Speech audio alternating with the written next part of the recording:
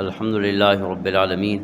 والصلاة والسلام علی سیدنا و سید الانبیاء والمرسلین وعلی آلہ واصحابہ اجمعین اما بعد فاعوذ باللہ من الشیطان الرجیم بسم اللہ الرحمن الرحیم هو الذی بعث فی الامیین رسولا منہم یتلو علیہم آیاتہ ویزکیہم ویعلمہم الکتاب والحکمہ وإن كانوا من قبل لفی ضلال مبین صدق اللہ مولانا العظیم ان اللہ وملائکتہ یصلون علی النبی یا ایہا الذین آمنوا صلوا علیہ وسلموا تسلیما اللہم صل علی سیدنا و مولانا محمد وعلی آل سیدنا و مولانا محمد افضل صلواتک بعدد معلوماتک وبارک وسلم۔ معزز و محترم حاضرین، سامعین و ناظرین، گزشتہ جمعۃ المبارک پہ بھی ایک خاص موضوع جو رمضان المبارک کے ساتھ متعلق ہے،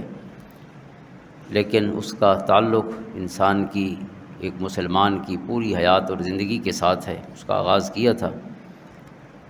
اور وہ ہے کہ جو اخلاق کے رذیلہ ہیں، بری عادات ہیں، برے اعمال ہیں، جن سے قرآن کریم نے، احادیث مبارکہ نے منع فرمایا ہے، ان سے احتراز اور اجتناب، اور جو اچھے کام ہیں، اچھے اخلاق ہیں، اچھے اعمال ہیں، یعنی جو اوامر ہیں جن کو کرنے کا حکم دیا گیا ہے، انہیں اپنانا۔ ظاہر دین انہی دو چیزوں کا نام ہے، جیسے جامع آیت جو جمعہ کے خطبہ میں بھی اکثر پڑھی جاتی ہے، ان اللہ یأمر بالعدل والاحسان وایتاء ذی القربى وینہی عن الفحشاء والمنکر والبغی، کہ اللہ تعالیٰ نے 3 چیزوں کا حکم فرمایا ہے اور 3 سے منع فرمایا ہے، اور یہ گویا اوامر اور نواہی کا ایک پورا مجموعہ ہے، جنہیں ان 6 احکام میں بیان فرما دیا گیا ہے کہ اللہ تعالیٰ حکم دیتا ہے عدل کا، احسان کا، اور رشتہ داروں پر پیسہ خرچ کرنے کا۔ ان 3 چیزوں کا حکم ہے، یأمر بالعدل والاحسان وایتاء ذی القربى، احسان یعنی عدل، احسان اور رشتہ داروں پر پیسہ خرچ کرنا، اور جن چیزوں سے منع فرمایا ہے، ینہی عن الفحشاء والمنکر والبغی، فحشاء بے حیائی کے جتنے کام ہیں، فحاشی اور یعنی کے، ان سے منع فرمایا، اور منکر جو ناپسندیدہ کام ہیں، شریعت مطہرہ نے ان کی بھی وضاحت فرما دی ہے، تو اللہ تعالیٰ نے ان سے بھی منع کیا ہے۔ والبغی، سرکشی، بغاوت اور کبر اور تکبر اور غرور اور نخوت کے جو کام ہیں یا جو اعمال ہیں، یہ جو علامات ہیں، ان کو بھی اختیار کرنے سے منع فرمایا گیا۔ تو اوامر اور نواہی، یہ دونوں جو اللہ تعالیٰ کے حکم ہیں، یعنی کچھ کرنے کے اور کچھ کاموں سے بچنے کے، تو ان سب پر عمل ضروری ہے۔ اور یہ آیت کریمہ جس کی تفصیل گزشتہ جمعہ پہ عرض کی تھی، اس میں اللہ تعالیٰ نے حضور علیہ الصلوۃ والسلام کے 4 فرائض منصبی بیان فرمائے ہیں۔ تو پہلے 2 جو ہیں اور پھر آخری 2، پہلے 2 جو ہیں ان کا تعلق اسی تخلیہ کے ساتھ ہے، اور اگلے 2 کا تعلق تحلیہ کے ساتھ ہے۔ تخلیہ کہتے ہیں خالی کرنا، یعنی دل کو،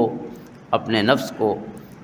ان کچھ اعمال سے خالی کرنا، جیسے وَيُزَكِّيهِمْ فرمایا گیا کہ اے محبوب علیہ الصلوۃ والسلام، آپ کا فرائض منصبی میں سے یہ ہے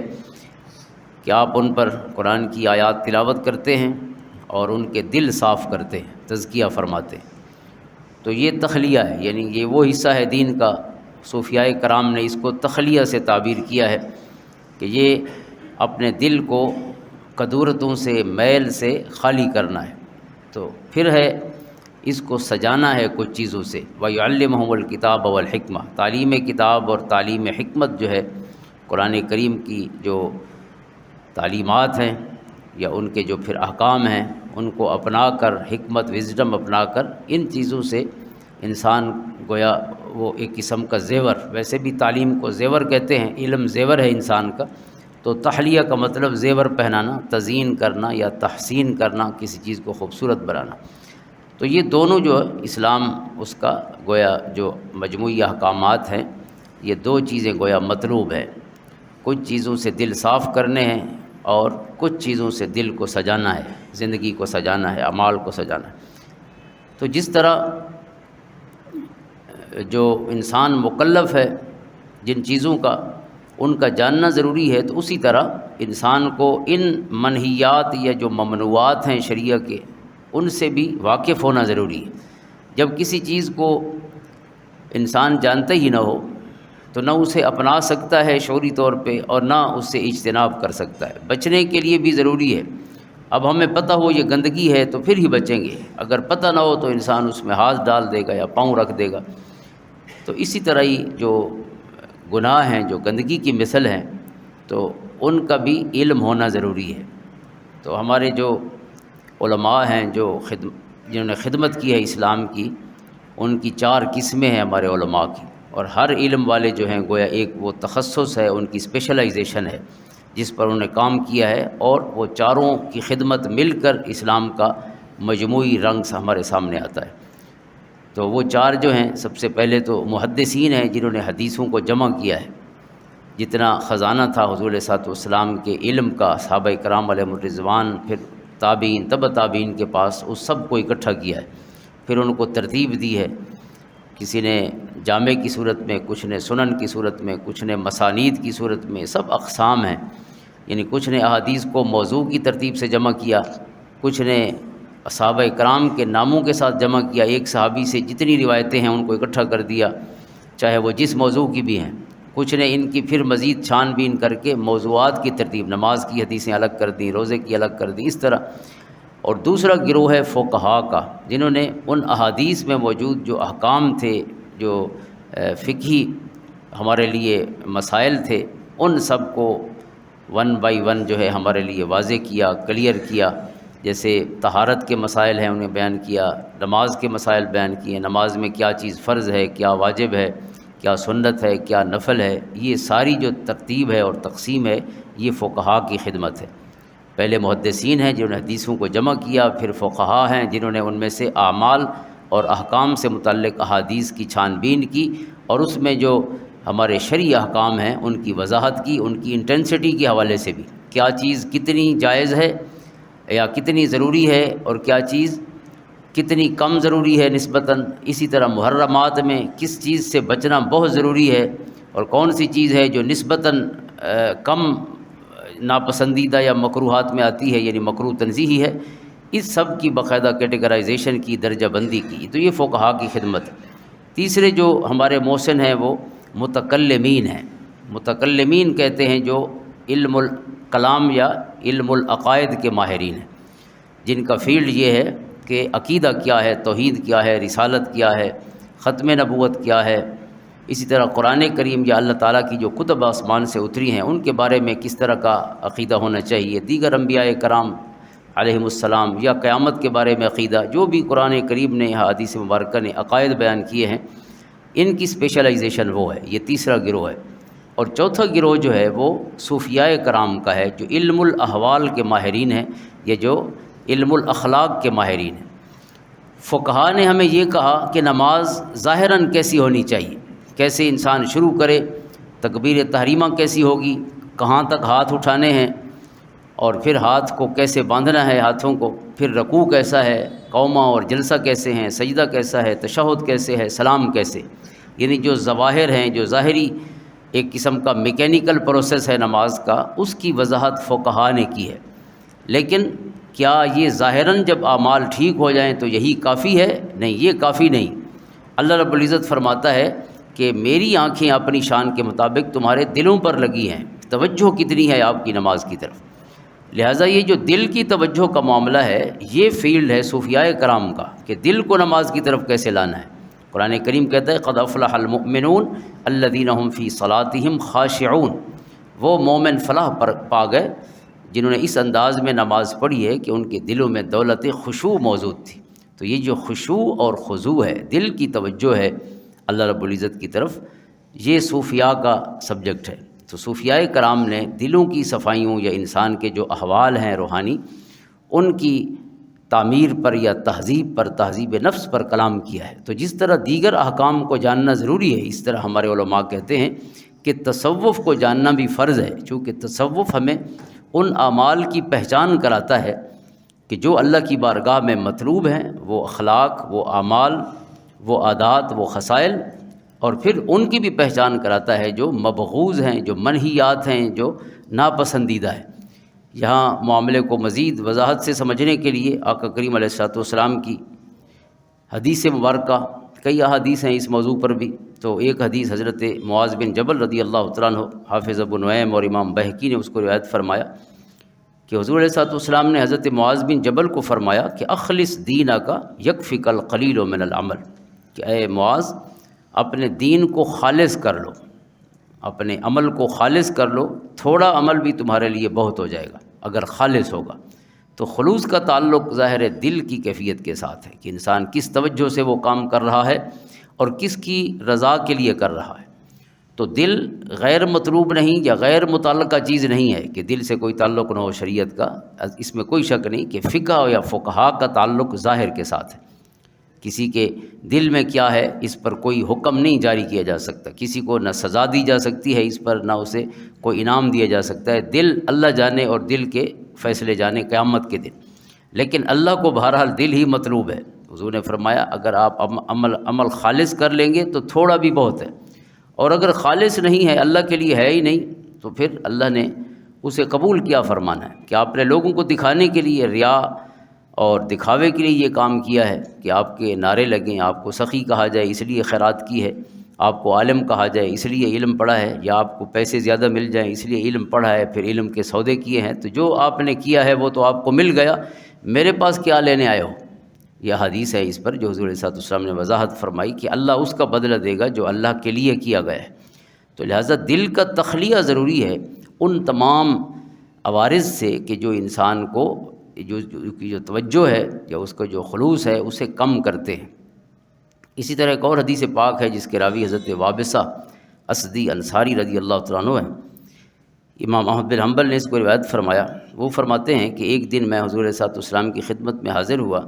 اور میرا مقصد یہ تھا کہ اتیت رسول اللہ صلی اللہ علیہ وآلہ وسلم وانا اريد الا ادع شيئا من البر والاثم الا سألته عنه وحوله عصابۃ من المسلمین۔ میں حضور کی بارگاہ میں حاضر ہوا یہ ارادہ لے کر کہ آج میں کوئی عمل نہیں چھوڑوں گا مگر اس کے بارے میں اللہ کے رسول سے سوال کروں گا،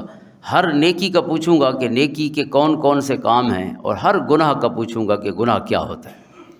اب ظاہر بڑا مفصل موضوع تھا کہ حضور علیہ الصلوۃ والسلام ہر گناہ کا بھی بتائیں اور ہر نیکی کے کام کا بھی بتائیں کہ یہ اللہ کی بارگاہ میں پسندیدہ کام ہے اور یہ ناپسندیدہ کام ہے۔ تو میں یہ ارادہ لے کر گیا کہ میں ہر نیکی اور ہر گناہ کا آج حضور سے پوچھ کے آؤں گا۔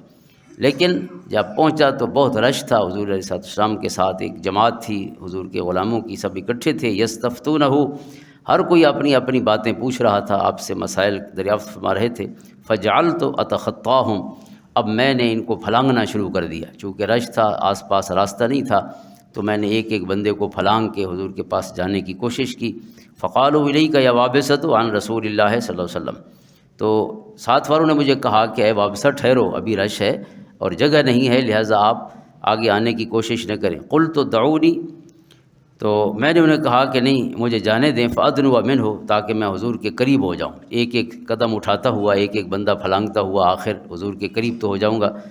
ویسے دیر ہو جائے گی۔ فإنہ حب الناس الی ان ادنو منہ،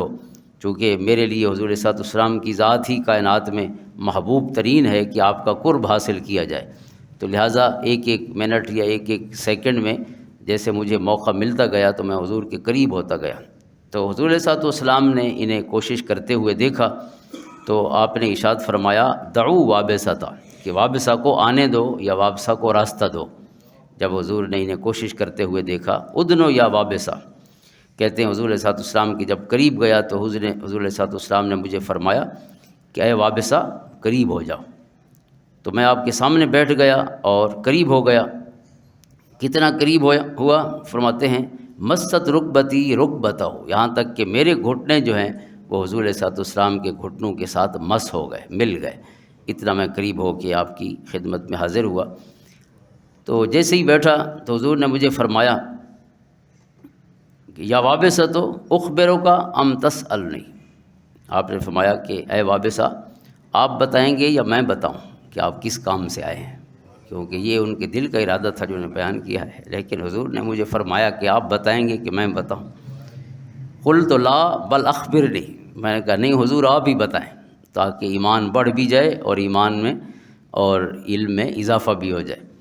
تو فرماتے ہیں کہ حضور علیہ الصلوۃ والسلام نے جو میرا ارادہ تھا اس کو خود ہی بیان فرمایا۔ آپ نے فرمایا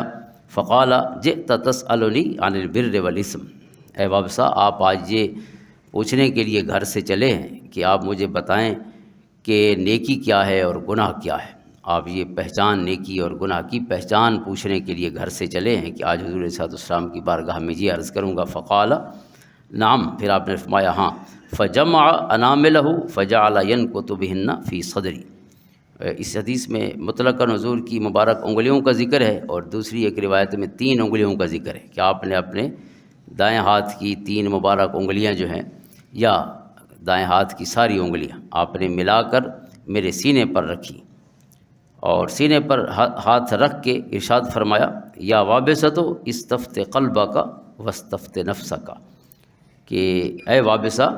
یہ جو نیکی اور گناہ کی پہچان ہے یہ پوچھنے کے لیے باہر جانے کی ضرورت نہیں، اندر جھانکنے کی ضرورت ہے۔ نیکی بتانے والا مفتی اندر بیٹھا ہے اور گناہ کی پہچان دینے والا مفتی بھی آپ کے اندر ہے۔ استفتے وہی ہے فتویٰ لینا، فرمایا یہ دل سے فتویٰ لو، یہ باہر نہیں، مفتیوں سے فتویٰ نہیں لینا، یہ اپنے دل سے پوچھنا ہے اچھا کام ہے یا برا کام ہے۔ پھر یہ بات حضور نے 3 دفعہ فرمائی، 3 مرات، یعنی اپنے اندر سے پوچھو، اپنے نفس سے پوچھو، اپنے دل سے پوچھو۔ البر ما اطمأنت الیہ النفس والاسم ما حاک فی النفس، فرمایا نیکی کون سی ہے، نیکی کا کام اس کی پہچان کیا ہے؟ فرمایا جو کام کر کے اطمینان اور سکون مل جائے۔ تو مومن کا دل جو ہے وہ گناہ سے مطمئن نہیں ہوتا، وہ نیکی سے مطمئن ہوتا ہے۔ تو جب اطمینان مل جائے کسی کام کا سوچ کر یا کر کے، تو سمجھ لینا کہ یہ نیکی کا کام ہے، یہ برائی کا کام نہیں ہے۔ والاسم ما حاک فی النفس وتردد فی الصدر، اور گناہ وہ ہے کہ جو دل میں بے سکونی پیدا کر دے، بے اطمینانی اور بے سکونی اور تردد پیدا کر دے، اور دل میں کھٹک ہو جائے، دل کھٹکنے لگے۔ ایسا کام ہو کہ جو کرنے کے بعد سکون نہ ملے، راحت نہ ملے، بلکہ دل میں بے چینی اور بے سکون کی کیفیت ہو، تو پھر جان لینا کہ یہ گناہ کا کام ہے، یہ نیکی کا کام نہیں ہو سکتا۔ اب آخر میں حضور نے فرمایا وَإِنْ أَفْتَاكَ النَّاسُ وَأَفْتَوْكَ،